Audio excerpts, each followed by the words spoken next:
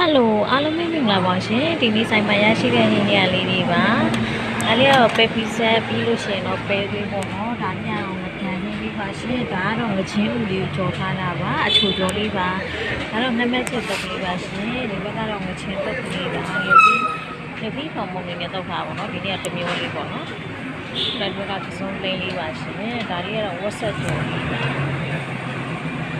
ဘက်ကတော့မချင်းရွက်နဲ့ငချင်းနဲ့ကိုချက်ပေးထားတာပါရှင်ချင်းဆက်ဆက်ကလေးပေါ့နော်ရာသီဥတုကလည်းဆက်ဆက်ကလေးစားသေးချင်လို့ပါဒါလေးကတော့ငါးကြော်လေးဖြစ်ပါတယ်ရှင်ဒါကတော့အမေကြော်လေးပါဒါလေးကတော့ချက်မွားကြော်လေးဖြစ်ပါတယ်ရှင်တသားကိုမှပြုတ်ပြီးတော့မှွားပြီးမှပြန်ကြော်ထားတာပေါ့နော်ဒါလေးကရွှေကောင်းမြောင်လေးပါဘဲဥချင်းလေးဖြစ်ပါတယ်ရှင်ဒါကတော့ငချင်းကောင်းလေးတွေပါဒီတော့ချက်တာတော့အများကြီးပဲရှိတယ်ဒါလေးပဲရှိတော့တယ်ပေါ့နော်ပြီးရင်တော့ဒါလေးကငဖယ်ဟင်းလေးပါရှင်ငဖယ်အစ်စ်ပေါ်မှာကြော်ပြီးချက်ထားတာပါဒီလိုငဖယ်လေးကိုပါစီပြန်လေးချက်ပေးထားပါတယ်ရှင်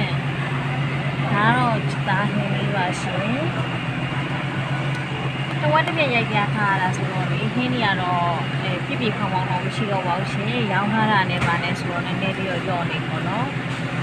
ဒါတွေကတော့ဝက်သားဟင်းလေးပါရှင်ဝက်သားအစင်သားလေးပါဒါတော့ချက်အသေးမြစ်စီရန်လေးဖြစ်ပါရှင်ဒါတွေကတော့အမဲနက်ကလေးပေါ့နော်ဒီဒါစီရန်နက်ကလေးပါဟင်းတွေကတော့နည်းနည်းရော့နေပါပြီဒါတော့မြစ်ချင်တဲ့အာလူနဲ့ချက်ပေးထားတာပါဒါကတော့ပန်းပွင့်ကြော်လေးဖြစ်ပါတယ်ရှင်။ဒီကတော့ပြောင်းမှုကြော်လေးဖြစ်ပါတယ်ရှင်။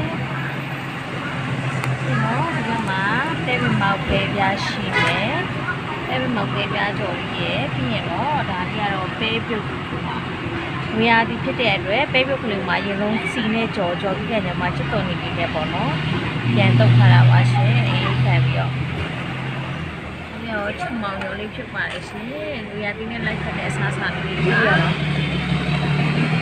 ကတော့ချက်ကြောပြီးရင်တော့ကြက်ဥချောင်းကြော်လေးပါချက်ပေါင်လေးရတယ် heavy တော့ကြီးပဲ okay အားလုံးကျေးဇူးတင်ပါတယ်ရှင်လိုက်ကြလို့ရှင်လာရောက်အားပေးလို့ရပါတယ်ဆိုင်လိပ်စာလေးကတော့23လမ်းနဲ့ပူရွှေလမ်းကြားမဟာဗန္ဓုလလမ်းမှာပေါ့တမာရီရွှေဆိုင်အနီးတူနိုင်ရနာနဲ့မြင်းတဲ့ချင်းဆိုင်ပဲဖြစ်ပါတယ်ရှင်ကျေးဇူးတင်ပါတယ်